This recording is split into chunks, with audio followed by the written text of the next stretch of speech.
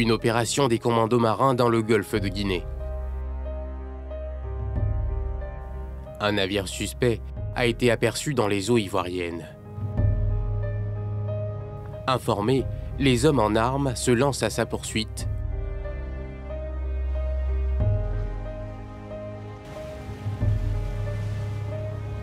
En quelques minutes, le navire est intercepté. Mettez-vous sur le côté. Alors, quand c'est pas... Mettez-vous sur le côté, monsieur. Allez-y. Mettez-vous là, s'il vous plaît. Mettez-vous, monsieur. Monsieur, venez, venez. Venez. Mettez-vous sur le côté, monsieur. Expliquez-nous au moins. Expliquez-nous. Les esprits s'échauffent et les présumés narcotrafiquants essaient de résister au contrôle. Monsieur, bonjour. Bonjour, monsieur. Le commandant, c'est moi, il est où? C'est moi. C'est vous le commandant, c'est moi? Oui, c'est moi le commandant. Le commandant en second du navire est alors conduit hors de vue des membres de son équipage pour une fouille. Vous n'avez rien à déclarer, hein? Non, j'ai rien à déclarer. Je ne reproche de rien.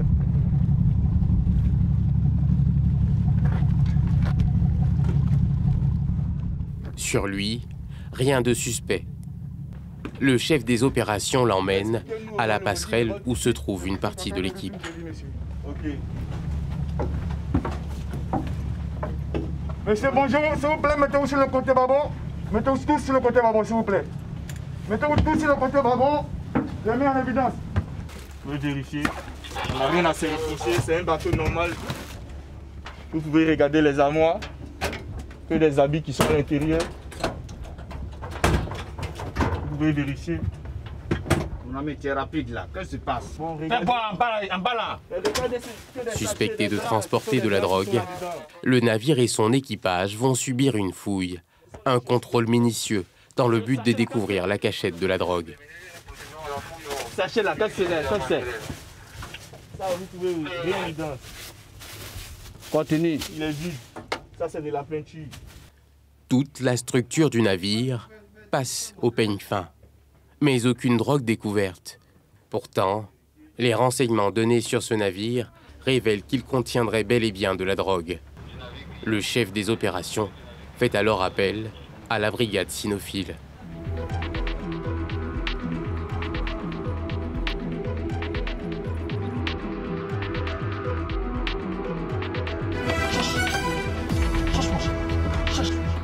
Cette unité est constituée de maîtres chiens. Elle est spécialiste dans la recherche de stupéfiants. À l'aide des bergers belges malinois, des chiens entraînés, chaque chambre du navire passe au scanner.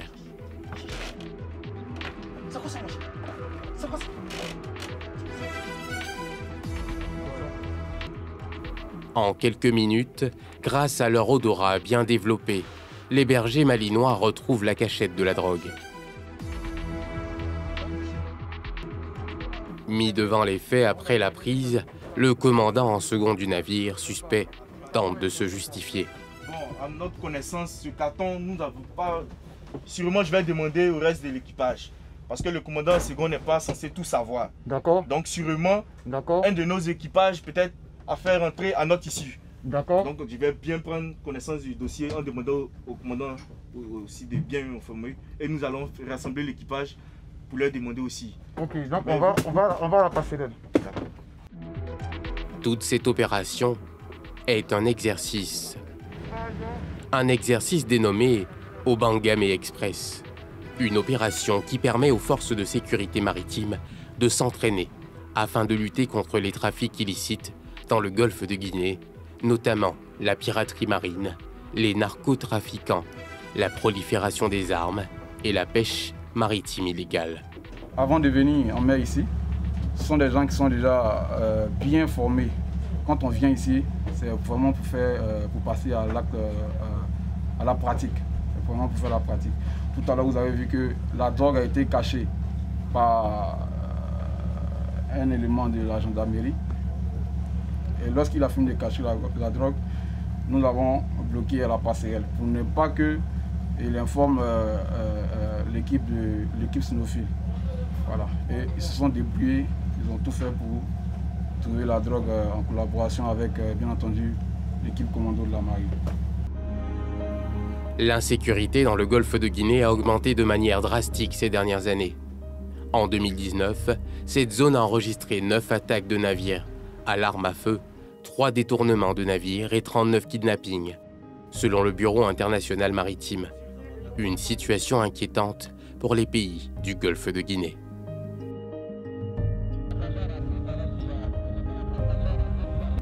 L'exercice au Bangamé Express est donc la réponse pour lutter contre ces formes d'insécurité. Une stratégie sur laquelle mise l'État ivoirien pour mettre hors d'état de nuire les criminels. Une opération justifiée, car ces derniers mois, la Marine nationale a mis la main sur plusieurs cargaisons de cocaïne. Et pour être plus opérationnel, les exercices d'intervention se multiplient. Ce matin, c'est un scénario de piraterie maritime qui se prépare. Alors, il s'agira d'un exercice de piraterie maritime. Un exercice de piraterie maritime où nous allons simuler une attaque de piraterie dans laquelle, comme le commandant disait, nous serons le navire plastron, c'est-à-dire le navire piraté. Nous allons recevoir une équipe, vous allez voir justement avec celui qui est en civil, une équipe simulée de pirates qui va nous attaquer. Nous allons la recevoir. À notre niveau, au niveau du navire attaqué, nous allons dérouler un certain nombre de mesures de protection pour le personnel et pour le matériel. Le scénario est mis en place. Les agents sont à leur poste. Le ton est donné. Le voilà! Le voilà! Ils arrivent! Ici!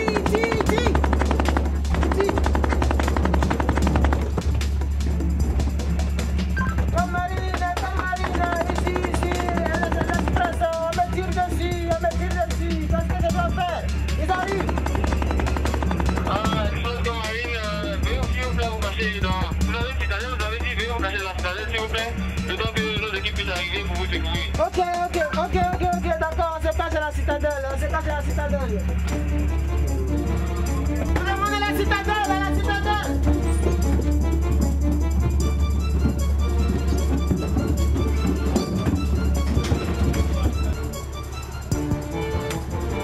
Les pirates sont en vue.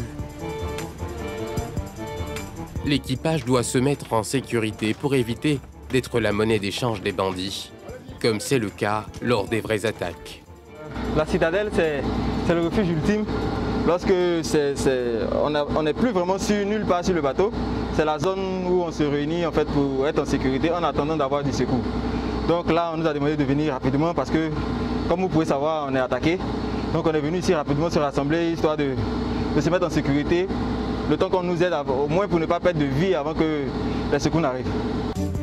L'exercice se déroule dans un contexte réel. Les gestes, les prises de décision, tout doit être conforme à la réalité. Et les présumés pirates jouent parfaitement le jeu. À l'intérieur du navire, les pirates fouillent chaque compartiment en vue de mettre la main sur l'équipage.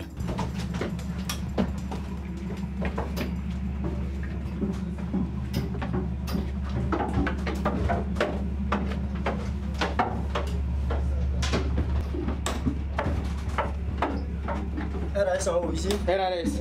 On descend.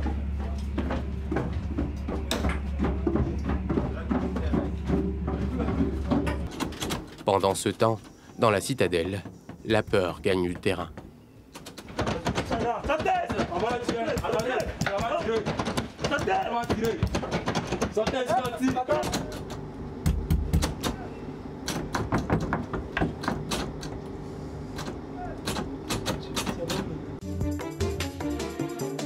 Alertés, les commandos marins se préparent pour intervenir. Dernière consigne avant l'assaut. Comme information reçue, nous savons que l'équipage s'est réfugié à la citadelle. Les ordres que nous avons reçus, c'est de neutraliser les pirates et libérer les otages. La chose la plus importante, la sécurité de l'équipe de visite et la sécurité du personnel du navire en détresse. Est-ce que c'est bon? Allez, on y va.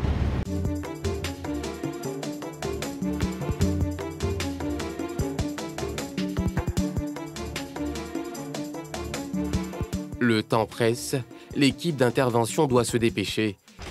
car les pirates ont pris de l'avance et sont même à la porte des membres de l'équipage.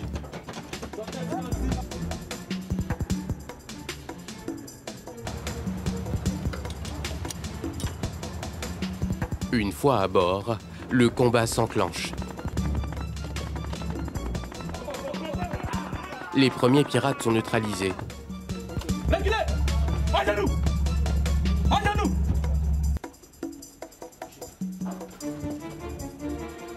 Le combat va durer une dizaine de minutes. Les commandos marins, bien entraînés, ont réussi à prendre le dessus sur les pirates. Voilà les commandos, la Côte d'Ivoire, ouvrez, le navire sécurisé, ouvrez!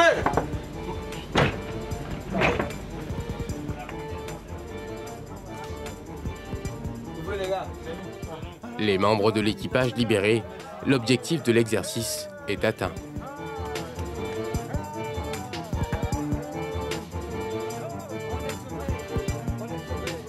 Est-ce qu'aujourd'hui on a les moyens techniques pour faire face à cette attaque? Il faut dire que nous avons les moyens, même si nous avons besoin de moyens beaucoup plus adaptés.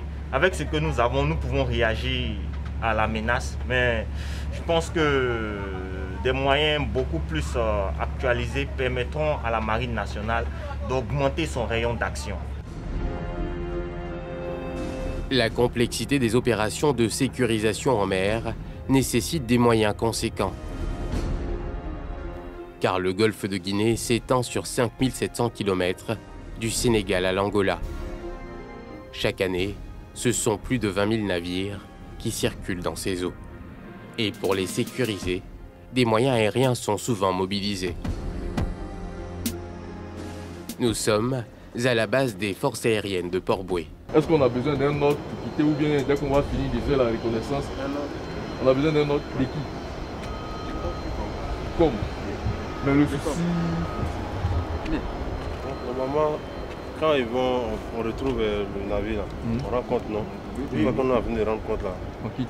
On peut dégager. On peut dégager. D'accord, ok, on embarque, on colonne par un.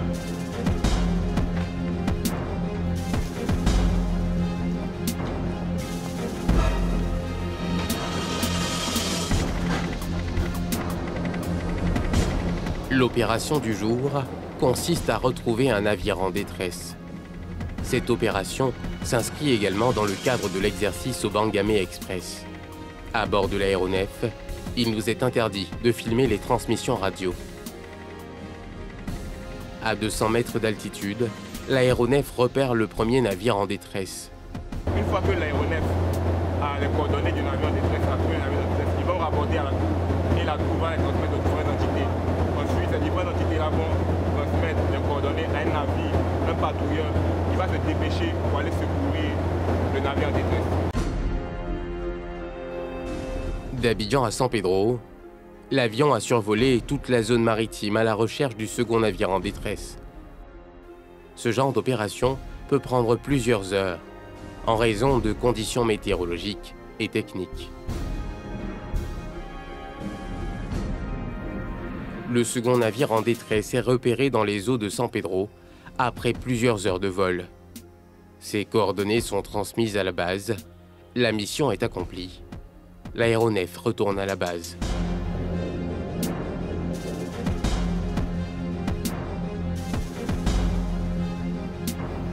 Au Bangamé Express est un exercice régional qui regroupe une vingtaine de pays du golfe de Guinée. Son organisation en Côte d'Ivoire a permis aux forces maritimes de renforcer leur stratégie d'intervention. Mais le défi reste la sécurisation de cette zone maritime où transitent des milliers de marchandises. Car les attaques répétées perturbent considérablement l'économie des pays concernés.